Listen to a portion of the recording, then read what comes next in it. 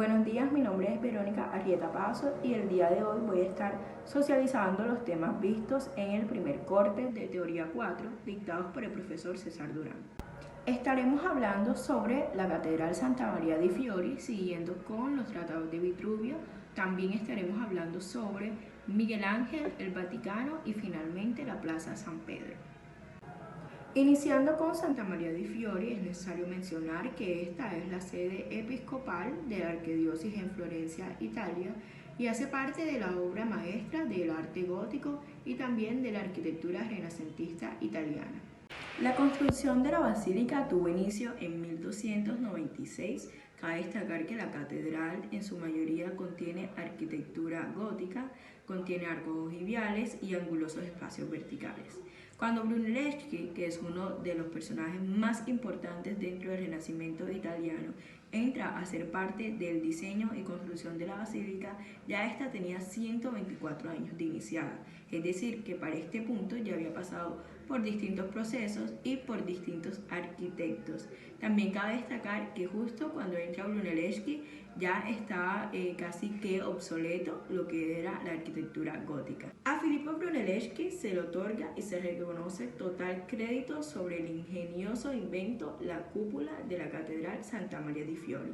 Esta terminó por construirse en 1436 y sus suaves curvas y su ingeniería, que cabe mencionar que eran totalmente innovadoras para la época, son lo que convierten a esta cúpula en uno de los elementos más importantes en la historia de la arquitectura y sobre todo en un monumento a la arquitectura italiana renacentista. Los tratados de Vitruvio. Los tratados de Vitruvio son de los textos más importantes dentro de la arquitectura debido a que su objetivo principal es la formación del arquitecto, ya sea por lo escrito, por lo teórico, por lo práctico, por medio de dibujos, por grabados, entre otras cosas. Estos se encuentran divididos o conformados por 10 libros o capítulos y nosotros el día de hoy vamos a estar hablando de los 4 primeros.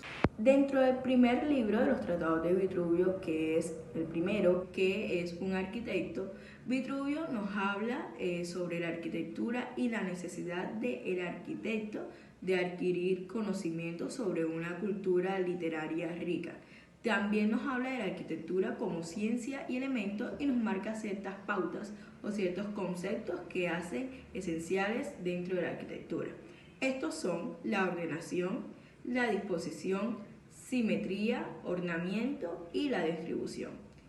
Vitruvio también como conclusión de este capítulo nos habla sobre que el arquitecto debe ser una persona ingeniosa, creativa y debe ser una persona delicada a la hora de hacer su trabajo.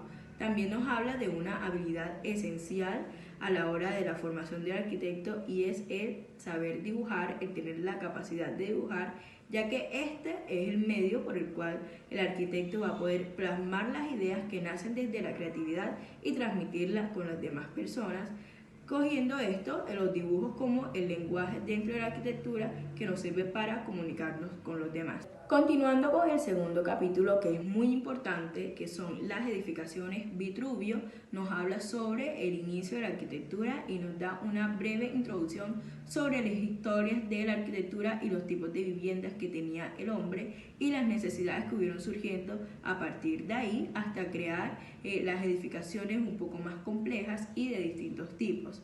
También nos habla sobre la amplia gama de materiales que existen para el uso dentro de las edificaciones o un proyecto en específico, teniendo en cuenta los elementos de su alrededor, entre otras cosas. Principios de la arquitectura. Dentro de este tercer libro, Vitruvio abarca el tema sobre qué manera se deben construir los diferentes tipos de edificios sagrados o edificios superiores, que básicamente vienen siendo los templos, que sabemos que son particulares y diferentes dentro de cada cultura. Debido a esta variedad tan amplia, Vitruvio se tomó el trabajo de explicar qué elementos hacen únicos estos templos dentro de cada cultura y qué otros elementos se relacionan entre sí. El soporte del edificio. Este es el cuarto capítulo del libro de los tratados de Vitruvio y este, como su nombre lo dice, habla sobre que todo buen edificio necesita una estructura con la capacidad de sostenerlo. Dentro del libro habla sobre la importancia que tienen las columnas debido a que son una necesidad a la hora de construir un edificio. Gracias a que estas son un soporte rígido y sólido, también esto nos ayuda a sostener todas las cargas horizontales.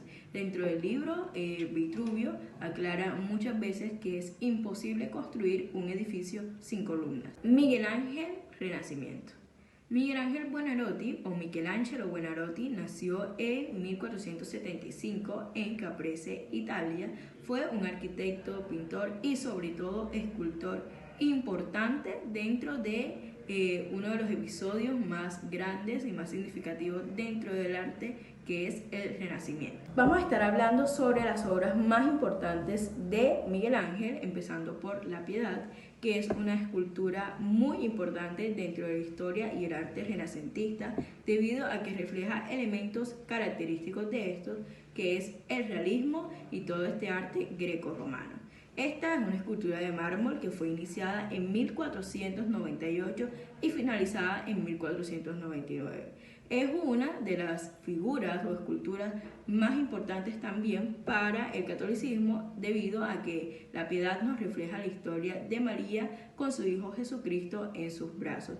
También esta escultura creó gran impacto debido a que María se le ve en su rostro, además del realismo, se le ve mucho más joven que su Hijo Jesucristo, y es la primera vez que se ve retratada María de esta manera hasta este punto de la historia. Siguiendo con un orden cronológico sobre las obras más importantes de Miguel Ángel, continuamos con David, y este se dio debido a que en 1501 Miguel Ángel regresó a Florencia y pues se le ofreció hacer esta escultura sobre la historia bíblica David y Goliat, debido a que los florentinos son muy apasionados por este pasaje.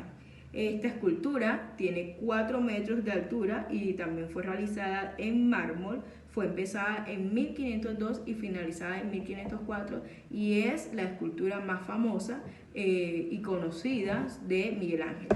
Seguimos con la creación de Adán. La creación de Adán es un fresco pintado en la bóveda de la Capilla Sixtina por Miguel Ángel Buonarroti alrededor de 1511. Este es uno de los frescos más importantes dentro del arte debido a su exactitud, debido a lo que refleja totalmente, y también porque este hace parte de las historias y de los pasajes más importantes dentro del catolicismo, que es la creación del hombre, donde Adán refleja a la humanidad y el hombre que está del otro lado refleja a Dios. La Basílica de San Pedro también pasó por distintos procesos constructivos y de diseño y por muchos arquitectos. Finalmente, el Papa Julio II le propuso a Miguel Ángel idear y construir la cúpula de la Basílica de San Pedro, entre otras. Cabe destacar que Miguel Ángel al principio no estaba muy seguro de realizar esto, pero digamos que por presión del Papa accedió a realizar pues la ampliación y la finalización de la cúpula.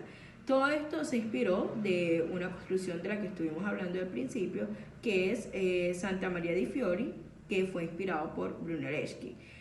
También diseñó un domo de doble cáscara para aligerar la estructura y la humedad dentro de la edificación. Continuemos hablando sobre el Vaticano. El Vaticano es un estado independiente rodeado por la ciudad de Roma. Tiene una población que es cerca de 1000 habitantes y es la ciudad más pequeña del mundo. Dentro de este vemos una arquitectura totalmente renacentista. Continuando con la arquitectura del Vaticano, esta fue construida sobre una tumba dentro de 1506 a 1626 y esta era la tumba de San Pedro.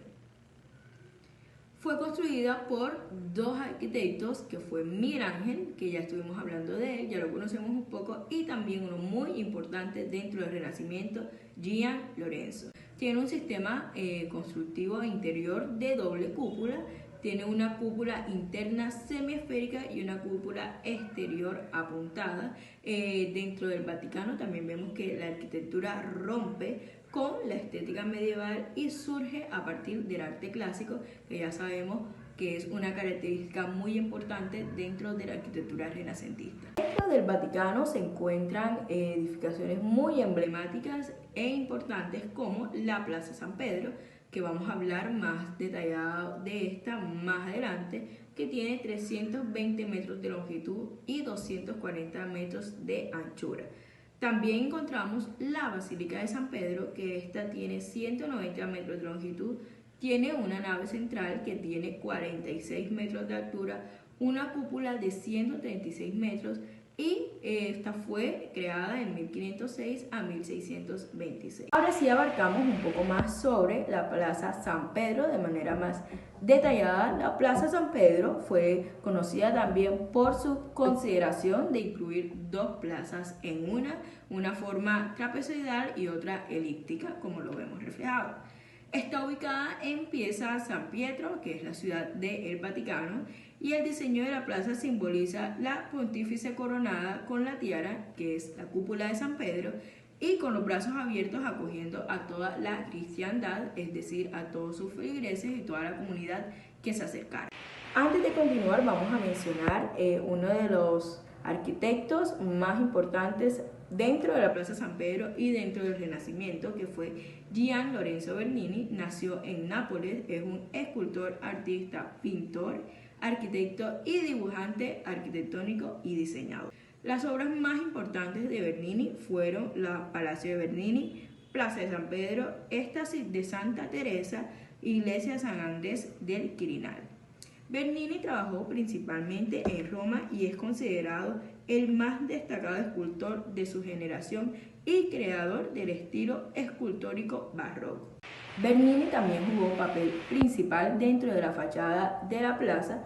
Esta se extendía en un espacio abierto de límites irregulares y estas tienen un antiguo obelisco rígido casi que en el centro. Bernini transformó este espacio en el más grandioso e imaginable. Alrededor del obelisco construyó dos grandes columnas abiertas, cada una de ellas consta de 4 filas de columnas toscanas gigantes pegadas a la fachada principal. Bueno, con eso finalizamos. Estos fueron los temas que estuvimos socializando durante todo el primer corte de Teoría 4. Muchas gracias.